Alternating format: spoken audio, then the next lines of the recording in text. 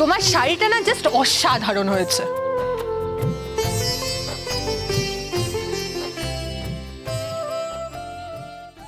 কাকিমা,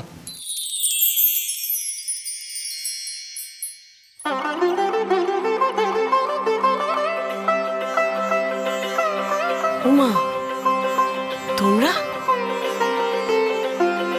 দিঠি, তুমি এসেছো? সত্যি মানে আমি জানতাম তুমি আসবে, তুমি না এসে থাকতে পারবে না। কোথায় গেছিলে তোমরা? শপিং এ গিয়েছিলাম। তুই থাকলে তুইও যেতে পারতিস। রোহিত আঙ্কেল কি করেছে দেখ, প্রায় পুরো বাজারটা তুলে এনেছে।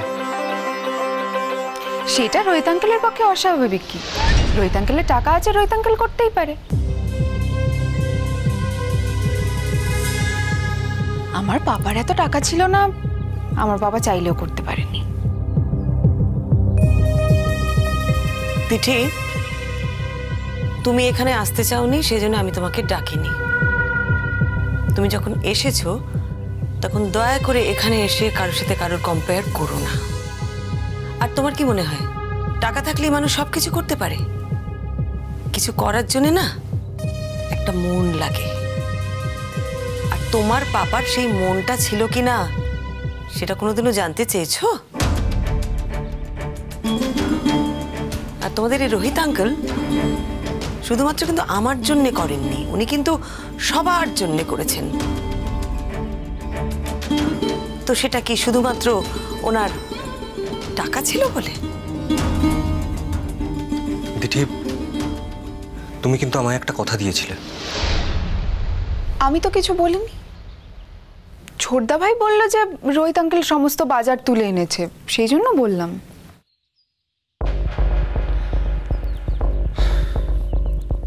দিঠিমা,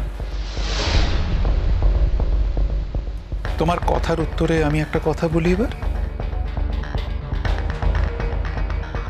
তোমার রোহিত আঙ্কেলকে রাগানো অত সহজ নয়। তোমার মা যেরকম চট করে রেগে গেলেন, তোমার রোহিত আঙ্কেলকে তুমি রাগাতে পারবে না। হ্যাঁ, রাগাতে গেলে অনেক সময়, ধৈর্য এবং প্রতিভার দরকার।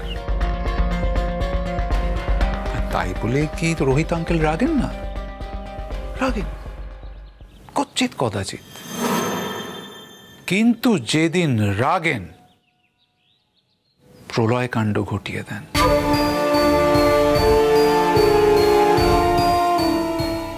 আমি আশা করব তুমি এরকম সিচুয়েশন ক্রিয়েট করবে না যেখানে তোমার রোহিত আঙ্কেল বহুদিন পর রেগে যেতে বাধ্য হন, তাই না?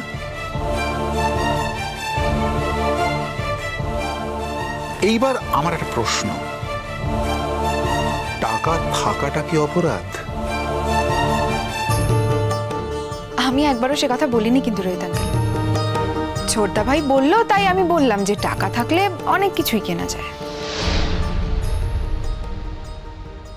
বাদ দাও না এইসব কথা। দিঠি, তোমরা দুজন আসবে আমরা তো জানতামই না। ছোট, কেমন আছো? ভালো আছো তো? হ্যাঁ অরুণাদি, ভালো আছি। তোমরা আসছো, একবার ফোন করতে পারতে তো, তাহলে তোমরা জয়েন করতে পারতে। আমারও তো এনার্জি নেই রে ছোটদা ভাই বাজারে ঘোরার। দেখ, তোরা ছুটিতে এসছিস, তোরা শপিং টপিং করবি, সেটাই তো স্বাভাবিক, তোদের আলাদা ব্যাপার। আমার তো অনেকগুলো চেম্বার আছে, কলকাতা, মাধবপুর করতে হয়। আমি যতটুকু টাইম পাই নিজের জন্য, আমার মনে হয় আমি রেস্ট নিই, একটু বিশ্রাম নিই। আজকে এখানে আসছিলাম তো ঐতিহ্য বললো ও আসবে, ওর কয়েকটা বই কেনার ছিল। তারপর ওই বললো যে এতটা কাছে এসেছি, একবার দেখা করে যাব না, তাই এলাম। এখন আবার মাধবপুর ফিরতে হবে। দিঠি, তোমার কিন্তু কলকাতায় আরেকটা বাড়ি আছে, মাধবপুরে যে ফিরতেই হবে তার কিন্তু কোনো মানে নেই। কলকাতায় আমার পাপারও বাড়ি আছে রোহিত আঙ্কেল, আমি চাইলে সেখানেও থাকতে পারি। আজ ঐতিহ্য এসছে তাই আমি ওর সঙ্গে ফিরে যাব, এরপর থেকে হয়তো বাড়িতেই থাকবো। হ্যাঁ হ্যাঁ, নিশ্চয়ই। তুমি এখন ও বাড়িতে ফিরতেই পারো, এখন তো তোমার কোনো অসুবিধা নেই। আমি তো ও বাড়ি থেকে চলে এসেছি, বল রিঙ্কা। যে জন্য তুমি ওই বাড়ি ছেড়ে চলে গেছিলে সে কারণটাই তো এখন আর নেই। তো তুমি তো বাড়িতে ফিরতেই পারো, যখন ইচ্ছে ফিরতে পারো, তাই না? দিঠি, তুমি রোহিত আঙ্কেলকে তো চেনো। রোহিত আঙ্কেল আমাদের জন্য এক গাদা জিনিসপত্র কিনেছে। সে তো তোমাদের আনন্দ দেখেই বুঝতে পারছি। না, বুঝলাম না, তুই কি মিন করতে চাইছিস? এই জিনিসগুলো আমি কিনতে পারতাম না, নাকি রোহিত আঙ্কেল জিনিসগুলো কিনে দিয়েছে বলে আমি আনন্দিত হয়ে রোহিত আঙ্কেলকে সাপোর্ট করছি? কি বলছিস তুই? ছোটদা ভাই, তোরা কিন্তু আমার সমস্ত কথা ঘুরিয়ে ধরছিস। আমি কিন্তু এরকম কিছু বলিনি। নতুন জিনিস কিনেছিস তাই তোদের আনন্দ হচ্ছে, আমি এটুকুই বলেছি। দিঠি, রোহিত আঙ্কেল কিন্তু তোমার জন্য অনেক কিছু কিনেছে। আমার পাপার অনেক দোষ থাকতে পারে, কিন্তু আমার পাপা কখনো আমাকে ব্রাইব নিতে শেখাননি।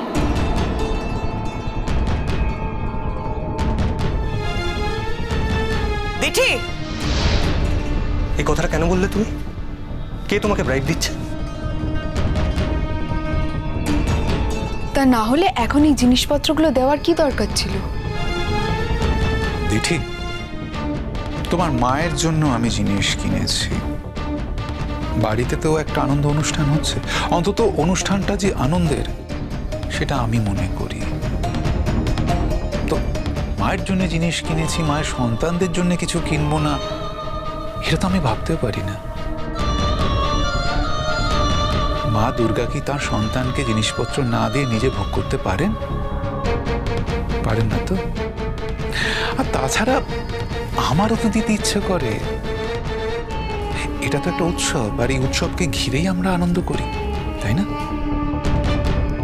তোমার কাছে যা উৎসব তা অন্য কারোর কাছে তো উৎসব নাও হতে পারে রোহিত আঙ্কেল। তোমার উৎসবের আনন্দ থাকতেই পারে, কিন্তু আমার পাপার উৎসবের আনন্দ নেই রোহিত আঙ্কেল। আর at the end of the day আমি তো আমার পাপার মেয়ে। আমার পাপা যদি দুঃখে থাকে তাহলে আমি যে খুব আনন্দ করতে পারবো তেমনটা নয়। তাই না? খুব তো পাপা পাপা করছিস। পাপার সাথে থাকার এক্সপিরিয়েন্সটা ভুলে গিয়েছিস, তাই না? আমার পাপা তো কিছু করেনি, আমার সব মনে আছে। আমার পাপা বরং আমাকে গার্ড করতো। আমার পাপা খুব হেল্পলেস ছিল তখন। আমি না একটা কথা বুঝতে পারছি না, জানিস তো, মানে ও কি এখানে এসেছে ওর পাপার কথা বলবে বলে? দিঠি, তুমি কি সেই জন্যই এখানে এসেছো? কেন মা? একটা মানুষ যার সঙ্গে তুমি এতগুলো বছর সংসার করেছো, এখন তার নামটা শুনতেও তোমার খারাপ লাগছে? তুমি কিন্তু আমায় চিট করলে দিঠি। আমি তোমায় কোনো চিট করিনি ঐতিহ্য। কথাগুলো উঠছে তাই কথা বলছি। আমার মায়ের সঙ্গে দেখা হলে বা আমার দাদা বৌদির সঙ্গে দেখা হলে আমি যে কখনো আমার পাপাকে নিয়ে কথা বলবো না, এরকম কোনো প্রমিস তো আমি তোমাকে করিনি। রোহিত আঙ্কেল আর মায়ের বিয়েতে তো আমি কোনো আপত্তি করছি না। আর আমি আপত্তি করলেই বা কি, বিয়েটা আমি আটকাতে পারতাম না, বিয়েটা তো হতোই। আর তোমাকে এখন আমি কথা দিয়েছি বলে আমি সেই আপত্তিটাও করব না। কিন্তু তার মানে তো এটা নয় যে আমি আমার পাপার সম্পর্কে কোনো কথা বলতে পারবো না। আমার কাছে আমার পাপা আমারই পাপা। সে যত খারাপই হোক, সে তবু আমার পাপা। দিদি, তুই কিন্তু তোর পাপাকে একমাত্র ভালোবাসিস না। আমিও আমার পাপাকে ভালোবাসি। পাপার সমস্ত লিমিটেশন নিয়েই পাপাকে ভালোবাসি। তার মানে কিন্তু এটা নয় যে আমার মায়ের সুখে থাকার কোনো অধিকার নেই। আজকের দিনটা রোহিত আঙ্কেল আর মায়ের জীবনে একটা ইম্পর্টেন্ট দিন, একটা আনন্দের দিন। তুই বারবার পাপার কথা বলে খোঁচা দিচ্ছিস কেন মাকে?